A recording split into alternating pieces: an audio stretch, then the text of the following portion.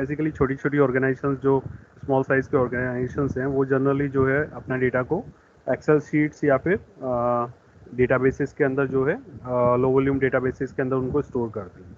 और जनरली जो है एडमिनिस्ट्रेटर्स या फिर बोलिए कि डेटा एंट्री ऑपरेटर्स जो हैं वो आपके जो है उनको मैनेज करने का काम करते हैं।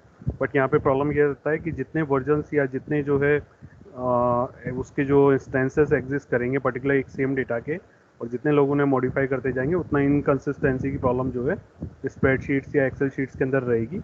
तो बेटर रहता है कि अपन जो है डेटाबेसेस जो है उसको जो है यूज़ करें। अगर किसी को भी इस तरीके के डेटा पे अगर कोई एनालिसिस करना है तो इन सारी स्प्रेडशीट्स को कलेक्ट करके एक जगह पे जो है उनको सेम फॉर्मेट में लाके और हर एक को इंडिविजुअली जो है उसी अकॉर्डिंग फॉर्मेट करके देन जो है उस पर कोई भी एनालिटिक्स जो है जनरली वो परफॉर्म कर पाएगा, अदरवाइज नहीं कर पाएगा।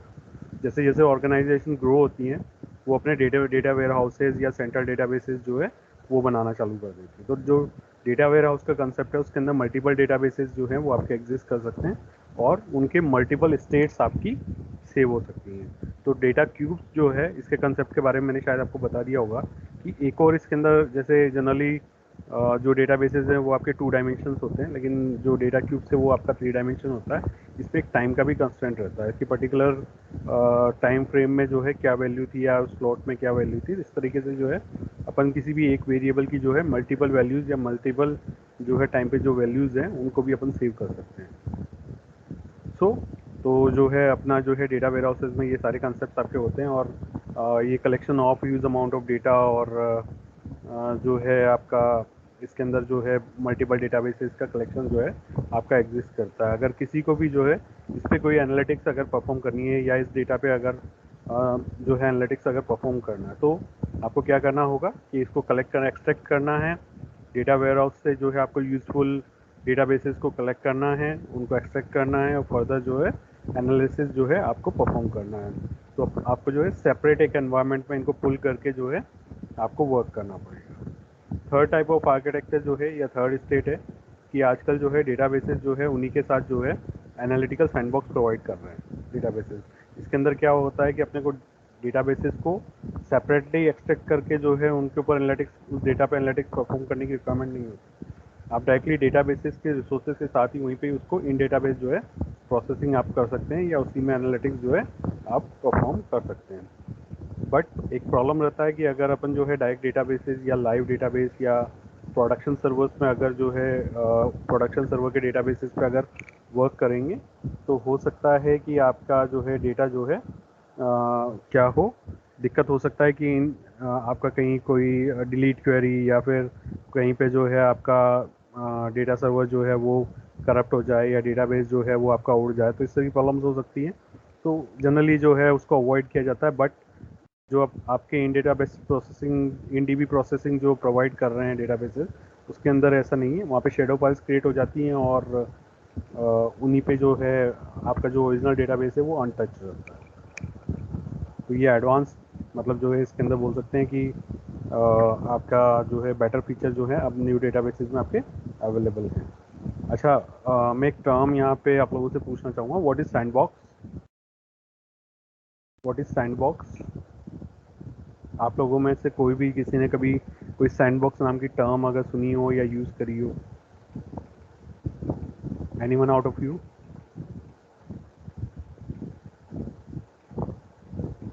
What is sandbox?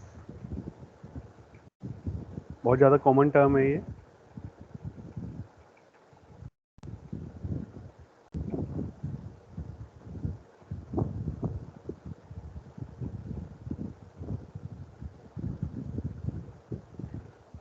आप लोग क्लास में हैं या नहीं हैं?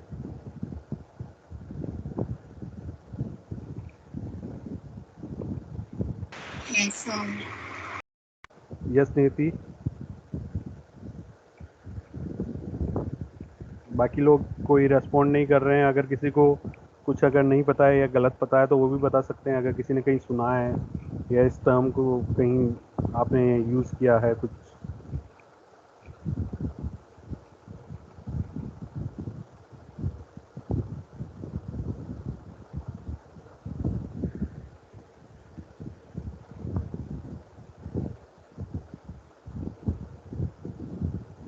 बेसिकली सैंड बॉक्सेस, हाँ बोलिए नीति। नहीं भाई, नो आइडिया भाई बोलना। ओके, सो सैंड बॉक्सेस बेसिकली आपका जो है ऐसे टूल्स और ऐसे सॉफ्टवेयर्स हैं जिनको आप यूज़ कर सकते हैं पर्टिकुलर टेस्टिंग पर्पज से। बेसिकली सैंड बॉक्स का मीनिंग ये होता है कि आप सैंड बॉक्स के अंदर कुछ भी करें, उसका बाहर जो है या आपके सिस्टम पे जो है कोई इम्पैक्ट नहीं आता है। मतलब आपका सिस्टम हमेशा सेफ रहता है और जो भी आप उसके अंदर चाहे जो है कोई टेस्टिंग करें या कुछ प्रोग्राम्स को टेस्ट कर सकते हैं या कुछ ऐसी चीज़ें आप कर सकते हैं जो कि जिनका इम्पैक्ट जो है उस सैंड बॉक्स के बाहर नहीं जाता है। कोई भी एक्टिविटी अगर आप किसी सैंड बॉक्स में करते हैं तो उसका इम्पैक्ट जो है बाहर नहीं जा पाता है, मतलब अदर आपके सिस्टम को जो है वो इम्पैक्ट नहीं कर पाता है। तो एक एक जो है क्लोज्ड इन्वायरमेंट है जिसके अंदर आप जो भी एक्टिविटी कर रहे हैं वो वहीं तक लिमिटेड है, या उसका इम्पैक्ट जो है बाकी अदर पार्ट्स या अदर जो है सिस्टम के अदर जो फंक्शनिंग है उस पर उसका कोई जो है अदर एप्लीकेशंस बोलिए या आपका ओएस बोलिए या आपकी स्टोरेज बोलिए या किसी पे भी जो है उसका कोई अलग से सेपरेट इम्पैक्ट नहीं आता है या कोई इम्पैक्ट नहीं आता है, उस पर्पज से सैंड बॉक्सेस यूज़ करेगा। तो सैंड बॉक्सेस जो है बेसिकली यहाँ पे भी वही कंसेप्ट है कि ऐसा इन्वायरमेंट, ऐसा सेपरेट इन्वायरमेंट जो कि आपको ये फैसिलिटेट करता है कि आप जो है सर्टेन टेस्टिंग या फिर बोलें कि यहाँ पे एनालिटिक्स जो है उस पर R&D जो है कर सकते हैं, लेकिन विदाउट अफेक्टिंग आपके मेन और जो है आपके प्रोडक्शन सर्वर। तो आप में से किसी ने प्रोडक्शन सर्वर का टर्म जो है ये टर्म सुना है कभी, या पता है आप लोगों को व्हाट इज़ प्रोडक्शन सर्वर?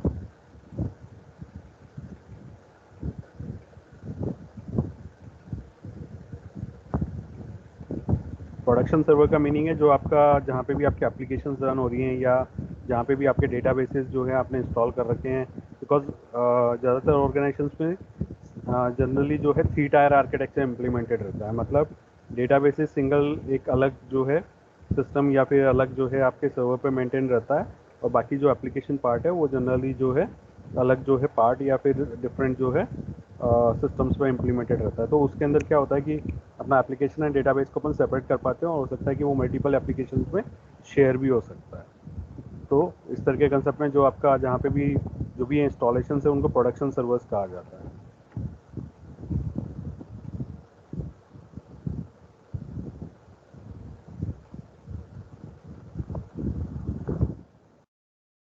एक एग्जांपल लेते हैं जो भी अपन ने पढ़ा है उसके बारे में। तो बेसिकली अपन ने जो है बिग डेटा की डेफिनेशन अपन ने देख ली है। What is big data? आपने कोर्स का नाम है बिग डेटा एनालिटिक्स। तो बिग डेटा आपको पता चल गया है जिसका वॉल्यूम, डेटा का वॉल्यूम, वेलोसिटी और वैरायटी जो है, ये जो भी वीज हैं जिस डेटा के अंदर एग्जिस्ट करेंगे वो आपका बिग डेटा है। तो ये चीज़ अपन ने देख ली कि big data, what is big data, ये अपना कवर हो चुका है बेसिकली कि व्हाट इज़ बिग डेटा। अब अपना नेक्स्ट टर्म है, जैसे ये डेटा स्ट्रक्चर वगैरह वगैरह ये सब आपके बिग डेटा के अंदर ही काउंट हो जाएंगे। अपना नेक्स्ट टर्म जो वर्क है वो है आपका एनालिटिक्स। सो ये एनालिटिक्स रिलेटेड पार्ट हो गया आपका कि आप एनालिटिक्स जो है कैसे परफॉर्म कर सकते हैं या आपके माइंड में क्या क्वेश्चन आने चाहिए। तो अपन अब देखेंगे कि बेसिकली क्या बोलते हैं कि एनालिटिक्स का या बिग डेटा एनालिटिक्स का आपका यूज़ कहाँ पे होता है। तो ये एक एग्जांपल है यूओडाइन बैंक। ये हो सकता है कोई डमी नेम हो किसी बैंक का, ठीक है। तो ऐसा कुछ भी नहीं है कि ये एग्जिस्ट कर रहा होगा या नहीं कर रहा होगा। तो यूओडाइन बैंक बेसिकली क्या है कि स्मॉल स्मॉल बैंक्स और जो है से जो है इवॉल्व हुआ है। मतलब ये इनिशियली एक बहुत हो सकता है कोई सोसाइटी या फिर कोई क्या बोलते हैं कोई कम्युनिटी बैंक या बहुत स्मॉल लेवल का जो है कोई ऑर्गेनाइजेशन हो सकती है जो कि टाइम विद टाइम जो है ग्रो होके बड़ी ऑर्गेनाइजेशन के रूप में जो है मतलब फॉर्म में जो है डेवलप हुआ है और जो है अभी जो है as a global bank exist करता है। सो तो ये बेसिकली कैसे जो है डेवलप हुआ होगा, either through mergers and acquisition. तो ये आपका थर्ड पॉइंट में देखा है, growing through mergers and acquisition. Basically merger का मीनिंग है कि मल्टीपल स्मॉल ऑर्गेनाइजेशन जो है आपकी किसी बड़े ऑर्गेनाइजेशन की फॉर्म में जो है वो मर्ज हो जाती हैं या फिर जो है कंबाइन हो जाती हैं। तो कोई एग्जांपल दे सकता है मर्जर का, अभी कोई रिसेंटली कहीं सुना हो किसी ने?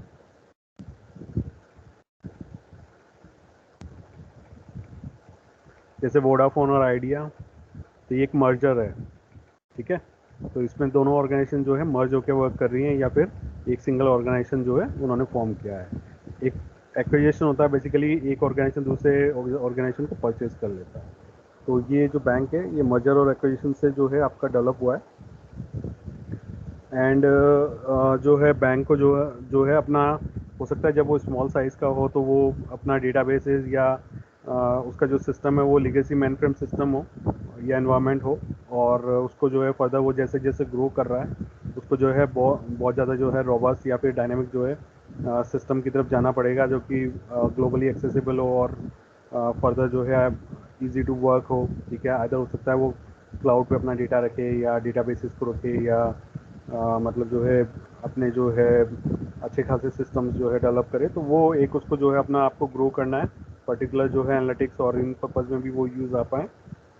ठीक है, उसके बाद जो है सेकेंड लास्ट पॉइंट है subject to many new regulatory requirements. ठीक है, तो जो भी जैसे जैसे आपकी ये बैंक या ऑर्गेनाइजेशंस ग्रो करती है तो उन्हें गवर्नमेंट के नॉर्म्स और उनके अकॉर्डिंग अपने आप को जो है डेवलप करना पड़ता है और उनके रेगुलेशंस को फॉलो करना पड़ता है। जैसे सर्टेन कैटेगरीज होती हैं एसएमएल और एमएमएल, और जो है medium size industries, MSI, SMI, तो इस तरह की बहुत सारी चीज़ें या बहुत सारे गवर्नमेंट के नॉर्म्स होते हैं, उनको जो है इन ऑर्गेनाइजेशंस को जैसे फॉलो करना होता है। जैसे क्या बोलते हैं, एम्प्लॉयज़ के लिए अलग से ऑर्गेनाइजेशन में अलग से गवर्नमेंट की तरफ से नॉर्म्स हैं, या फिर उनके फाइनेंशियल ट्रांजेक्शन्स के लिए अलग से नॉर्म्स हैं, तो वो सारी चीज़ें भी इनको फॉलो करनी होती है। तो जो है ऑर्गेनाइजेशन को अपने को प्रूव करना होता है कि भाई हम फॉलो कर रहे हैं या नहीं कर रहे हैं, तो उनके ऑडिट्स होते हैं। तो इसमें भी जो है आपका क्या बोलते हैं कि एनालिटिक्स आपका यूज़ होता है। जैसे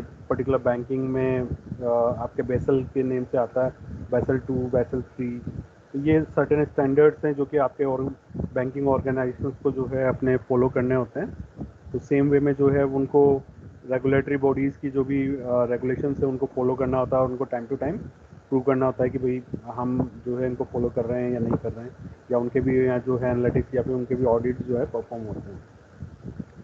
तो बैंक को ये भी चीज़ें फॉलो करनी होंगी और अपने आप को जो है अप टू डेट रखना पड़ेगा इनके अकॉर्डिंग। इसके अलावा जो है अपने कस्टमर बेस को भी जो है ऑर्गेनाइजेशन या बैंक जो है इम्प्रूव करना चाहेगा, और अपने प्रोडक्टिविटी या प्रोडक्ट्स को भी जो है या ऑफरिंग्स को भी जो है वो करना चाहेगा। तो यहाँ पे इस पॉइंट का मीनिंग है कि पर्टिकुलर जो है कस्टमर्स को जो है अट्रैक्ट करने के लिए सर्टेन ऑफर्स या सर्टेन जो है पैकेजेस या जो भी मतलब प्रोडक्ट्स जो है वो अपने नए नए लॉन्च करते रहते हैं बैंक और ऑर्गेनाइजेशन, वो इसी बेसिस पे होते हैं कि किस टाइप का कस्टमर है, या कस्टमर सेंट्रिक जो है ऑफर जो है उनको कौन सा वाला ऑफर बेटर रहेगा या किस में बेनिफिट ज़्यादा है। तो इस तरह की चीज़ें भी जो है एनालिटिक्स से ही जो है आपकी परफॉर्म होती है।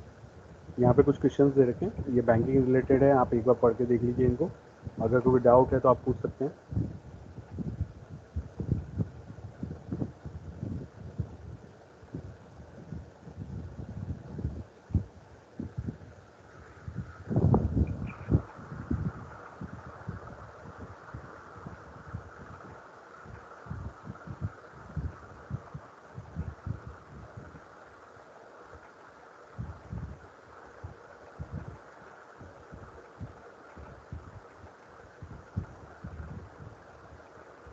किसी को कोई डाउट है, कुछ पूछना है? ओके, ठीक है, आगे बढ़ते हैं। सो इसी के साथ आपका फर्स्ट लेसन इसका कंप्लीट हो गया। अब सेकेंड लेसन पे आते हैं। बेसिकली बिग डेटा एनालिटिक्स के जो है या डेटा एनालिटिक्स के बिजनेस ड्राइवर्स क्या हैं। तो बेसिकली बिजनेस ड्राइवर्स हैं आपके, फर्स्ट वन है आपका optimize businesses, second one identify business risk, third one आपका आइडेंटिफाई या predict new business opportunities, and the last one is regulatory requirement. तो ये फोर आपका जो है यहाँ पे डिस्क्राइब करें, लेकिन इसके अलावा भी बहुत सारे हो सकते हैं, ये बाउंडेड नहीं है कि यही फोर हैं, और भी बहुत सारे जो है एनालिटिक्स के हो सकता है कि आपकी रिक्वायरमेंट्स हों या फिर मतलब ड्राइवर्स हो सकते हैं, बट ये मेन फोर फोर जो है जो पॉपुलर ड्राइवर्स हैं वो आपके यही हैं। जैसे सपोज करिए कि आपको बिजनेस ऑप्टिमाइजेशन के बारे में अगर देखना है कि ये आपका पर्टिकुलर एनालिटिक्स का ड्राइवर्स कैसे है, तो आपका जो है सपोज करो हो सकता है आपको सेल्स अपना इम्प्रूव करना हो, प्राइसिंग जो है अपना जो है कॉस्टिंग कम करना हो, प्रॉफिट को इंक्रीज करना हो, या फिर अपनी जो भी ऑर्गेनाइजेशन है उसकी एफिशिएंसी को इम्प्रूव करना हो, तो वहाँ पे जो है अपन ये एनालिटिक्स आपका अप्लाई कर सकते हैं। इसका एक एग्जांपल है, जैसे सपोज करिए सर्टेन ऑर्गेनाइजेशन आपका 2 शिफ्ट्स में रन हो रहा है, मतलब डे एंड नाइट शिफ्ट, तो हो सकता है कि उस पर कोई एनालिसिस जो है कोई परफॉर्म करना चाहे कि हमें जो पर्टिकुलर जो है अपन जो है नाइट शिफ्ट की जगह अगर डे शिफ्ट में जाएँ तो क्या अपने को कुछ बेनिफिट होगा, या सारा वर्किंग जो है अपन डे शिफ्ट में ही करें, नाइट में ऑफ करें, उससे कोई बेनिफिट हो सकता है क्या? तो वो एक एनालिसिस है। तो हो सकता है कि पर्टिकुलर जो एनालाइज़र है वो आइडेंटिफाई करे कि सर्टेन पॉइंट जो है वो आइडेंटिफाई करके बता सकता है, जैसे कि हो सकता है कि नाइट शिफ्ट में जो है इलेक्ट्रिसिटी का जो एक्सपेंडिचर है किसी भी प्रोडक्शन यूनिट में हो सकता है ज़्यादा हो, बिकॉज उस अकॉर्डिंग ही मुझे जो है अपने लाइट्स और ये सब चीज़ें जो है अरेंज करना पड़ेगा। तो इलेक्ट्रिसिटी का जो है एक्सपेंडिचर ज़्यादा होगा नाइट में। इसके अलावा जो एफिशिएंसी वर्कर्स या फिर एम्प्लॉयज़ की जो है डे टाइम में मिलती है, वो एफिशिएंसी सेम नाइट में नहीं रहती, तो एफिशिएंसी भी आपका डिग्रेड होता है नाइट शिफ्ट के अंदर। इसके अलावा जो है और भी कई फैक्टर्स हो सकते हैं। अब मुझे हो सकता है कि नाइट शिफ्ट वाले वर्कर्स को एक्स्ट्रा पे करना हो, तो ऐसे पॉइंट्स या इन क्राइटेरिया का बेसिस पे ये एनालिसिस किया जाता है कि क्या नाइट शिफ्ट को अपने को कंटिन्यू करना है, या वो प्रॉफिटेबल है या नहीं है, या एफिशिएंट है या नहीं है। तो ऐसी एनालिसिस भी ऑर्गेनाइजेशन टाइम टू टाइम ऐसे ऐसे पॉइंट्स पे करती रहती है कि पर्टिकुलर ऐसा करना है या नहीं करना है। तो वो कैसे आएगा? एनालिसिस से आएगा, या एनालिटिक्स से ही आता है, और उनके बेसिस पे जो है वो अपनी परफॉर्मेंस को इम्प्रूव कर सकते हैं या फिर अपनी एफिशिएंसी को इम्प्रूव कर सकते हैं। हो सकता है कि नाइट शिफ्ट को क्लोज कर दिया जाए, सारा कंसंट्रेशन डे शिफ्ट पे रखा जाए, और हो सकता है कि एम्प्लॉयज़ को जो है डे में ही जो है ज़्यादा बुलाया जाए, या कुछ इंफ्रास्ट्रक्चर और इंक्रीज़ करके डे में ही वर्क करा जाए। तो ऐसे कई डिसीजंस जो हैं इनके बेसिस पे लिए जा सकते हैं या होते हैं। सो ये आपका किस लिए? अपने बिजनेस को ऑप्टिमाइज करने के लिए। सेकेंड वन है आपका पॉइंट, आइडेंटिफाई बिजनेस रिस्क। सो बिजनेस रिस्क को कैसे आइडेंटिफाई करते हैं, इसका एक एग्जांपल लेते हैं। जैसे सपोज करिए कि आपके बैंक अगर किसी को लोन दे रहे हैं, तो वो कैसे जो है ये आइडेंटिफाई करेंगे कि पर्टिकुलर पर्सन को जो है मुझे लोन देना चाहिए या नहीं देना चाहिए। बिकॉज हो सकता है कि वो आपका जो है कोई डिफ़ॉल्टर हो, ठीक है। तो उस चीज़ को आइडेंटिफाई करने के लिए जो है सिबिल स्कोर होता है, तो आप चेक कर लीजिएगा नेट से जाके। ये जितनी भी टर्म्स मैं आपको यहाँ बता रहा हूँ, हो सकता है मैं आपसे ये एग्ज़ाम में पूछ लूँ, तो आपको ये एग्जांपल्स जो है आपको कहीं पे, या ये टर्म्स जो हैं आपको सुनने को मिल सकती हैं, तो आप अपने लेवल पे इनको जो है पढ़ लीजिएगा एक बार कि क्या है ये। तो सिबिल स्कोर होता है, बैंक जनरली हर एक पर्सन का किसी को भी आइदर क्रेडिट कार्ड या फिर कुछ भी ऐसा ऑफर करते हैं, लोन ऑफर करते हैं, तो उसके सिबिल स्कोर पे किया जाता है। तो वो भी क्या एक एनालिटिक्स है, और उससे क्या कर रहा है बैंक? बेसिकली आइडेंटिफाई कर रहा है किसका? रिस्क का, बिजनेस रिस्क का। सपोज करो किसी का सिबिल स्कोर अगर कम है, तो बैंक जो है उसी अकॉर्डिंग उसको लोन देगा या नहीं देगा, या क्रेडिट कार्ड देगा या नहीं देगा। अगर अच्छा है तो हो सकता है उसको वो प्रोवाइड कर दे, तो जो है अपना बिजनेस इम्प्रूव कर सकता है। इसके अलावा फ्रॉड्स और जो है डिफ़ॉल्ट्स को भी जो है आइडेंटिफाई करने के लिए जो है आपका एनालिटिक्स जो है यूज़ होता है। देन बिजनेस अपॉर्चुनिटीज़, ये भी आइडेंटिफाई कर सकते हैं आप एनालिटिक्स से कि पर्टिकुलर फ्यूचर में किस चीज़ का जो है फ्यूचर ब्राइट होगा, या पर्टिकुलर मुझे किस प्रोडक्ट के लिए जाना चाहिए या किस पे नहीं जाना चाहिए, किसका प्रोडक्शन कम करना चाहिए या फिर नहीं करना चाहिए। तो ये भी अब क्रॉस सेल और बहुत सारी चीज़ें हैं, इनको आइडेंटिफाई करने के लिए भी जो है आपका एनालिटिक्स यूज़ होता है। इसके अलावा रेगुलेटरी रिक्वायरमेंट्स हैं। सो रेगुलेटरी रिक्वायरमेंट्स को भी जो है आपका फुलफिल करने के लिए जो है एनालिटिक्स यूज़ होता है, जैसे anti money laundering, fair lending, Basel 2, बैसल 3, ये सारे जितने भी रूल्स हैं इनको अगर आइडेंटिफाई करना है क्या बैंक फॉलो कर रहे हैं या कस्टमर्स या ऑर्गेनाइजेशंस फॉलो नहीं कर रहे हैं, तो उस केस में भी जो है उनको आइडेंटिफाई करने के लिए भी आपका एनालिटिक्स जो है यूज़ होता है। ये बेसिकली 4 मेन बिजनेस ड्राइवर्स हैं, इसके अलावा और भी कई हो सकते हैं, तो वो आप अपने लेवल पे पढ़ लीजिएगा और देख लीजिएगा क्या क्या हो सकते हैं। नेक्स्ट टॉपिक पे आते हैं।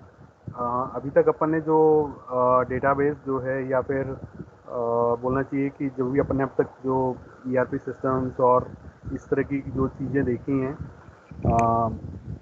उनमें जनरली क्या होता है कि आपकी रिपोर्टिंग होती है। रिपोर्टिंग इन द सेंस, वहाँ पे जो है जनरली अपन जो है डेटाबेस से सर्टेन रिपोर्ट, सर्टेन सेल्स और इससे रिलेटेड जो है रिपोर्ट जो है जनरली निकाल पाते हैं, ठीक है। उसमें ऐसा कुछ नहीं होता है अगर जो ट्रेडिशनल सिस्टम से अपने कि अपना जो है अपन कुछ फ्यूचर रिलेटेड जो है उसमें टर्म्स जो हैं या फिर इंट्रोड्यूस कर पाएँ, कुछ नया जो है आइडेंटिफाई कर पाएँ। तो जहाँ पे एनालिटिक्स टर्म्स आ जाएगा तो वहाँ पे अपन उसको टर्म देंगे डेटा साइंस। जहाँ पे सिर्फ रिपोर्टिंग टर्म होगा, या फिर है ना आपका बोलना चाहिए कि डैशबोर्ड्स आते हैं, तो डैशबोर्ड्स वाले टर्म होंगे, तो वो सारे क्या है बिजनेस इंटेलिजेंस के अंदर। तो यहाँ पे जो है दो टर्म्स हैं, मतलब टू टर्म्स हैं यहाँ पे. First one is business intelligence and second one is data science. So business intelligence is basically reporting only. Reports in the sense certain time पे क्या सेल हुआ है, सर्टेन टाइम पे नहीं हुआ है, या क्या मेरा लास्ट वीक का जो है ग्राफ रहा है, या फिर कुछ और रहा है, जो भी है, मतलब किस प्रोडक्ट में कितना सेल है, कितना प्लस है, कितना माइनस है, वो सारा रिपोर्टिंग जो है वो बिजनेस इंटेलिजेंस कहलाता है, रिपोर्टिंग. और अगर आप उस डेटा को कुछ एनालाइज करके या उन कुछ ट्रेंड्स को अगर एनालाइज करके, सपोज करो लास्ट वीक के सेल से मैं प्रिडिक्ट कर रहा हूँ नेक्स्ट वीक का सेल, तो वो जो है आपका क्या कहलाएगा, डेटा साइंसिस कहलाएगा. तो यहाँ पे दो टर्म्स हैं, इन दोनों टर्म्स का आपको ध्यान रखना है और दोनों में डिफरेंसेस आपको पता होने चाहिए. What is the difference between business intelligence and data science. तो डेटा साइंस जो है वो आपका टर्म किसके लिए यूज होता है कि अगर आप जो है कुछ एनालिटिक्स या फिर कुछ उसके अंदर फ्यूचर वैल्यूज आप डाल रहे हैं.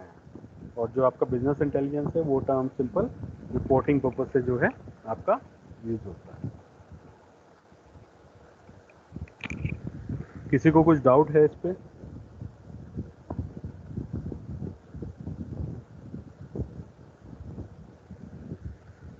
किसी को कुछ पूछना है?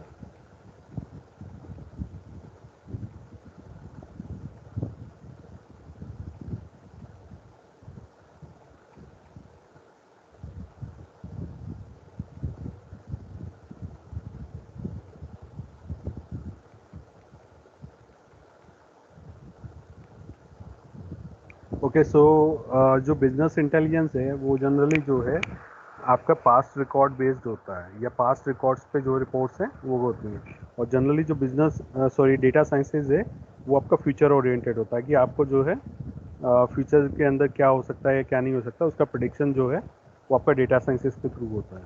और जो पास्ट रिकॉर्ड की रिपोर्टिंग होती है वो आपका जनरली बिजनेस इंटेलिजेंस के थ्रू होती है. तो जो बिजनेस वैल्यूज़ हैं वो ऑब्वियस है आपका डेटा साइंस की ज़्यादा होंगी as compare to business intelligence. तो ये ऑलरेडी अपन डिस्कस कर चुके हैं. तो ये फ्यूचर ओरिएंटेड है आपका डेटा साइंस, और पास्ट रिपोर्टिंग आपका बिजनेस इंटेलिजेंस. अब देखते हैं अपना बेसिकली एक टिपिकल जो है एनालिटिकल आर्किटेक्चर जो है वो आपका किस टाइप का है या किस टाइप का एग्जिस्ट करता है जनरली. ठीक है, तो जनरली जो है डेटा सोर्सेज होते हैं फर्स्ट पॉइंट पे. तो डेटा सोर्सेज में उससे हो सकता है कि अदर स्प्रेडशीट्स, स्प्रेड मार्ट्स, या फिर small size of data basis में अंदर जनरली डेटा बेसिस डेटा जो है आपका जनरेट होता है, या फिर हो सकता है कि वो डेटा वेयर हाउसेज में जाके वो सेव हो रहा हो. ठीक है, तो फर्स्ट कंपोनेंट हो गया डेटा सोर्सेज.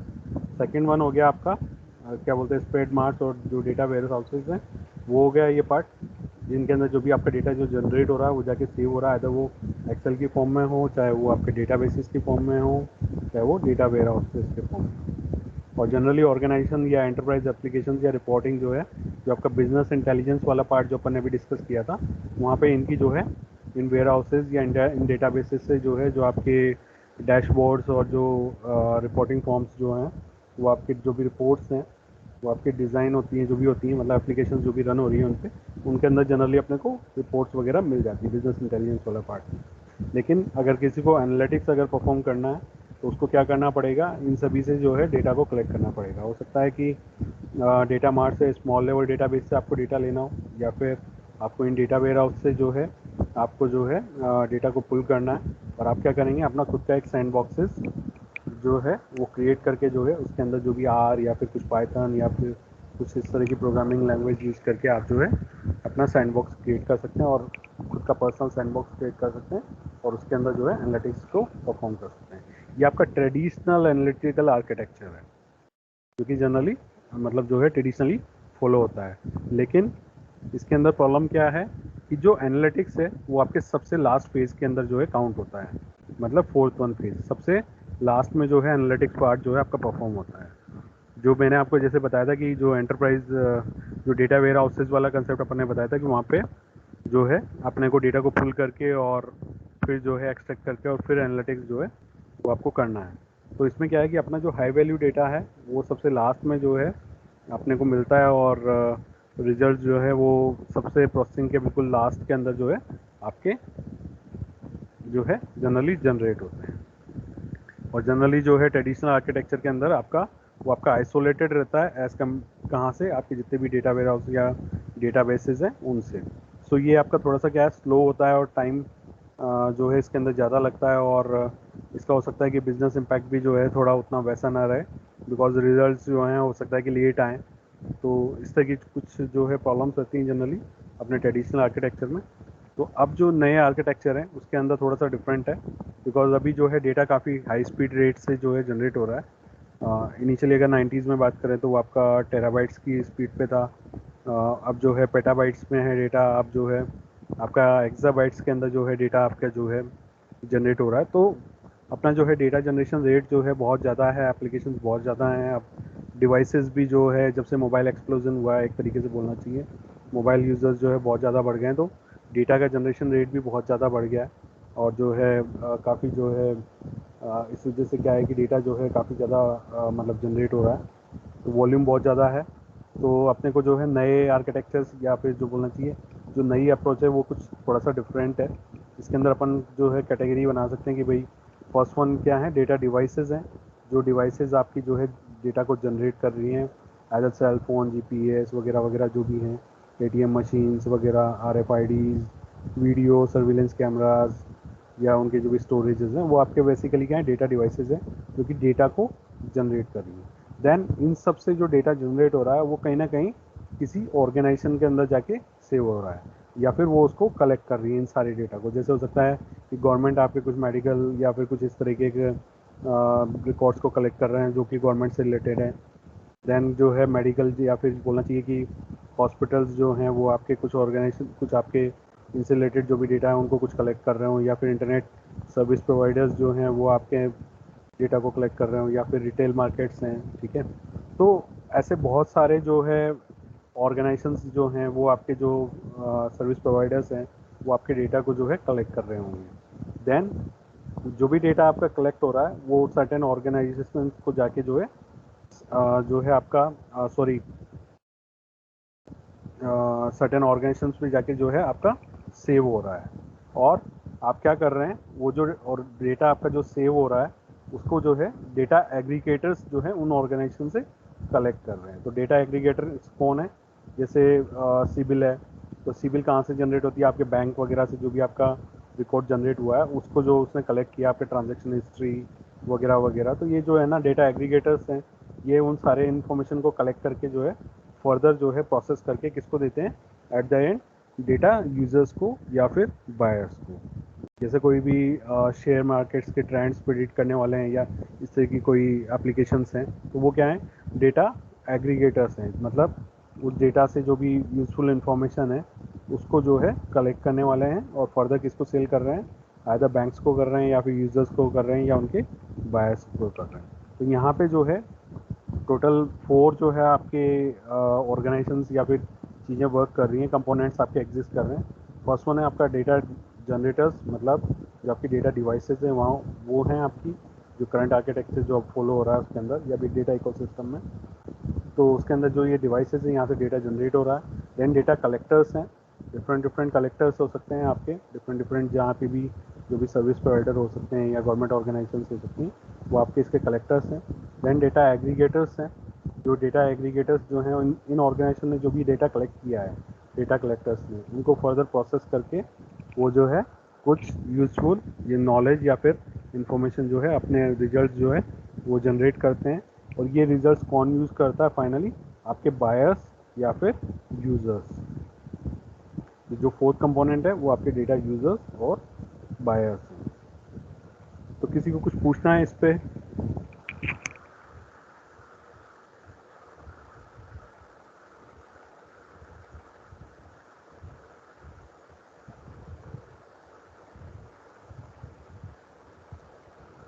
किसी को कोई डाउट है?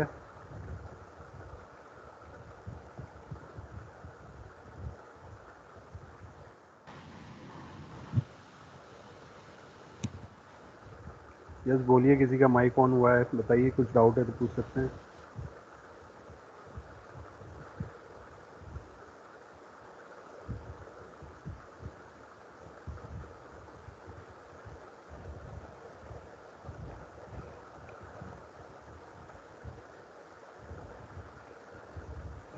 आप लोगों से एक रिक्वेस्ट है, अगर आपको कोई डाउट है या फिर कुछ भी अगर समझ में नहीं आता है तो आप रोक के मुझे पूछ सकते हैं, बिकॉज